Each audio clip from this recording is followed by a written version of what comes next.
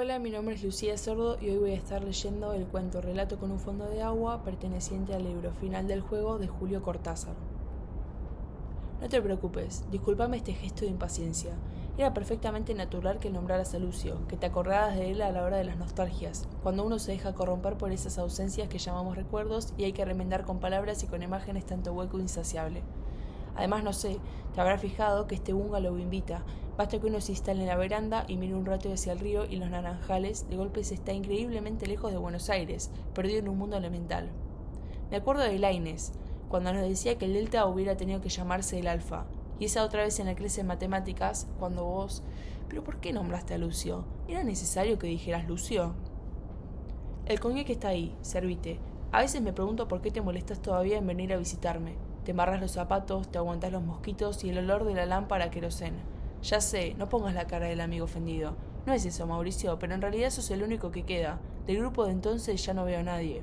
Vos, cada 5 o 6 meses, llega tu carta y después la lancha te trae con un paquete de libros y botellas, con noticias de ese mundo remoto a menos de 50 kilómetros, a lo mejor con la esperanza de arrancarme alguna vez de este rancho medio podrido. No te ofendas, pero casi me da rabia tu fidelidad amistosa. Comprende, tiene algo de reproche. Cuando te vas me siento como enjuiciado. Todas mis elecciones definitivas me parecen simples formas de la hipocondría, que un viaje a la ciudad bastaría para mandar al diablo. Vos pertenecés a esa especie de testigos cariñosos que hasta en los peores sueños nos acosan sonriendo. Y ya que hablamos de sueños, ya que nombraste a Lucio, ¿por qué no habría de contarte el sueño como entonces se lo conté a él? Era aquí mismo, pero en esos tiempos. ¿Cuántos años ya, viejo? Todos ustedes venían a pasar temporadas al bungalow que me dejaban mis padres. Nos daba por el remo, por leer poesía hasta la náusea, por enamorarnos desesperadamente de lo más precario y de lo más perecedero. Todo eso envuelto en una infinita pedantería inofensiva, en una ternura de cachorros sonsos. Éramos tan jóvenes, Mauricio. Resultaba tan fácil quererse hastiado, acariciar la imagen de la muerte entre discos de jazz y mate amargo, dueños de una sólida inmortalidad de 50 o 60 años por vivir. Vos eres el más retraído. Mostraba ya esa cortés fidelidad que no se puede rechazar como se rechazan otras fidelidades más impertinentes. Nos mirabas un poco desde afuera, y ya entonces aprendí a admirar en vos las cualidades de los gatos. Uno habla con vos y es como si al mismo tiempo estuviera solo, y a lo mejor es por eso que uno habla con vos como yo ahora. Pero entonces estaban los otros, y jugábamos a tomarnos en serio. ¿Sabes? Lo terrible de ese momento de la juventud es que en una hora oscura y sin nombre todo deja de ser serio para ceder a la sucia máscara de seriedad que hay que ponerse en la cara. Y yo ahora soy el doctor fulano y vos el ingeniero mengano. Bruscamente nos hemos quedado atrás, empezamos a vernos de otro modo. Aunque por un tiempo persistamos en los rituales, en los juegos comunes, en las cenas de camaradería que tiran sus últimos salvavidas en medio de la dispersión y el abandono, y es todo tan horriblemente natural, Mauricio, y a algunos les duele más que a otros. Los que hay como vos que van pasando por suciedades sin sentirlo, que encuentran normal un álbum donde se ven con pantalones cortos, con un sombrero de paja o con un uniforme de conscripto. En fin, hablábamos de un sueño que tuve en ese tiempo, y era un sueño que empezaba aquí en la veranda, conmigo mirando la luna llena sobre los cañaverales, oyendo las ranas que ladraban como no ladran ni siquiera los perros, y después siguiendo un vago sendero hasta llegar al río, andando despacio por la orilla con la sensación de estar descalzo y que los pies se me hundían en el barro. En el sueño yo estaba solo en la isla, lo que era raro en ese tiempo. Si volviese a soñarlo ahora, la soledad no me parecería tan vecina de la pesadilla como entonces. Una soledad con la luna apenas trepada en el cielo de la otra orilla, con el chapoteo del río y a veces el golpe aplastado de un durazno cayendo en una zanja. Ahora hasta las ranas se habían callado, el aire estaba pegajoso como esta noche, o como casi siempre aquí, y parecía necesario seguir, dejar atrás el muelle, meterse por la vuelta grande de la costa, cruzar los naranjales, siempre con la luna en la cara. No invento nada, Mauricio. La memoria sabe lo que debe guardar entero. Te cuento lo mismo que entonces le conté a Lucio. Voy llegando al lugar donde los juntos rareaban poco a poco y una lengua de tierra avanzaba sobre el río, peligrosa por el barro y la proximidad del canal, porque en el sueño yo sabía que era un canal profundo y lleno de remansos, y me acercaba a la punta paso a paso, hundiéndome con el barro amarillo y caliente de luna. Y así me quedé el borde, viendo del otro lado los cañaverales negros donde el agua se perdía secreta, mientras aquí, tan cerca, el río manoteaba soplando buscando dónde agarrarse, resbalando otra vez y empecinándose. Todo el canal era luna, una inmensa cuchillería confusa que me tajeaba los ojos y encima un cielo aplastándose contra la nuca y los hombros, obligándome a mirar interminablemente el agua. Y cuando río arriba vi el cuerpo del ahogado, balanceándose lentamente como para desenredarse de los juncos de la otra orilla, la razón de la noche y de que yo estuviera en ella se resolvió en esa mancha negra a la deriva, que giraba apenas, retenida por un tobillo, por una mano, oscilando blandamente para soltarse saliendo de los juncos hasta ingresar en la corriente del canal, acercándose cadenciosa a la ribera desnuda donde la luna iba a darle de lleno en plena cara. ¿Estás pálido, Mauricio? Apelemos al coñac si querés. Lucio también estaba un poco pálido cuando le conté el sueño. Me dijo solamente, ¿cómo te acordás de los detalles? Y a diferencia de vos, cortés como siempre, él parecía adelantarse a lo que le estaba contando, como si temiera que de golpe se me olvidase el resto del sueño. Pero todavía faltaba algo. Te estaba diciendo que la corriente del canal hacía girar el cuerpo. Jugaba con él antes de traerlo de mi lado, y al borde de la lengua de tierra yo esperaba ese momento en que pasaría casi a mis pies y podría verle la cara. Otra vuelta, un brazo blandamente tendido como si hizo nada todavía, la luna hincándose en el pecho, mordiéndole el vientre, las piernas pálidas, desnudado otra vez al ahogado boca arriba. Tan cerca de mí que me hubiera bastado agacharme para sujetarlo del pelo, tan cerca que lo reconocí, Mauricio, le vi la cara y grité, creo. Algo como un grito que me arrancó de mí mismo y me tiró en el despertar, en el jarro de agua que bebí jadeando, en la asombrada y confundida conciencia de que ya no me acordaba de esa cara que acababa de reconocer.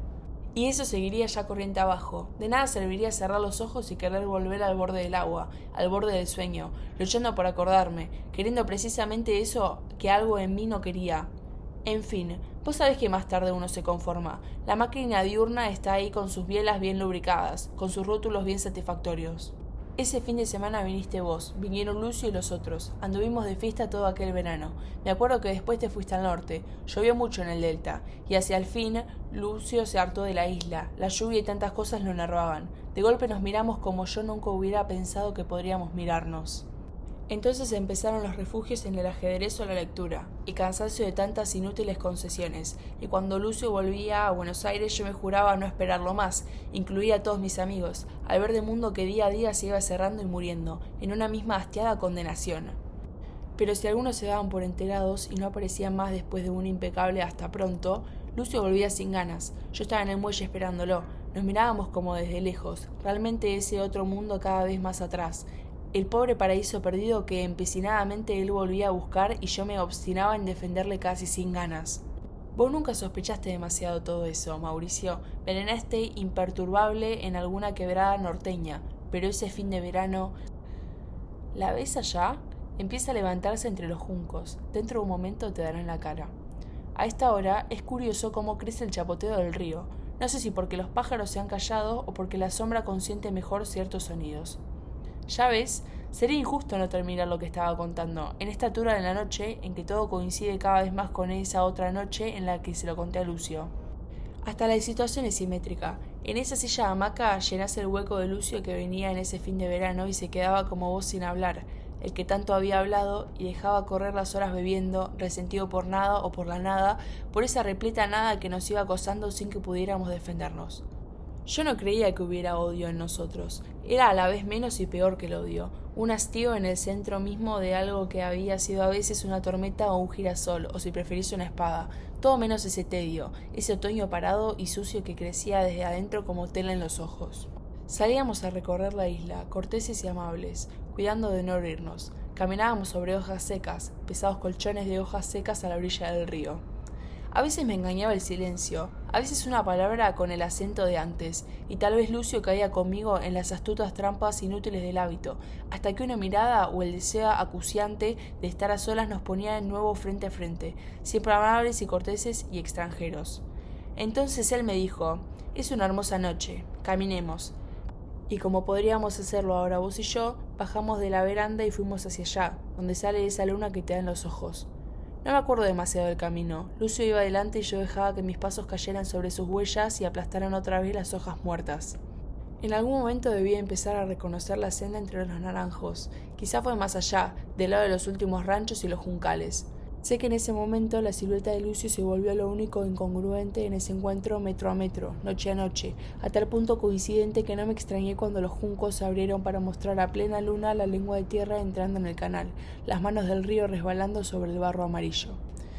En alguna parte, a nuestras espaldas, un durazno podrido cayó con un golpe que tenía el agua de bofetada, de torpeza indecible. Al borde del agua, Lucio se volvió y me estuvo mirando un momento. Dijo, este es el lugar, ¿verdad? Nunca habíamos vuelto a hablar del sueño, pero le contesté, sí, este es el lugar. Pasó un tiempo antes de que dijera, hasta eso me has robado, hasta mi deseo más secreto, porque yo he deseado un sitio así, yo he necesitado un sitio así. Has soñado un sueño ajeno.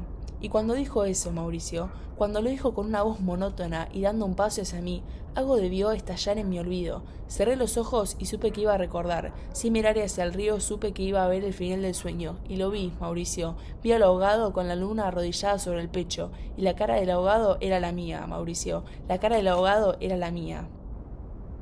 ¿Por qué te vas? Si te hace falta, hay un revólver en el cajón del escritorio. Si querés, podés alertar a la gente del otro rancho. Pero quédate, Mauricio, quédate otro poco oyendo el chapoteo del río. A lo mejor acabarás por sentir que entre todas esas manos de agua y juncos que resbalan en el barro y se deshacen en los remolinos, hay unas manos que a esta hora se hincan en las raíces y no sueltan. Algo trepa al muelle y se endereza cubierto de basuras y mordiscos de peces. Viene hacia aquí a buscarme. Todavía puedo dar vuelta a la moneda, todavía puedo matarlo otra vez, pero se obstina y vuelve, y alguna noche me llevará con él. Me llevará, te digo, y el sueño cumplirá su imagen verdadera. Tendré que ir, la lengua de tierra y los cañaverales me verán pasar boca arriba. Magnífico de luna y el sueño estará al fin completo. Mauricio, el sueño estará al fin completo.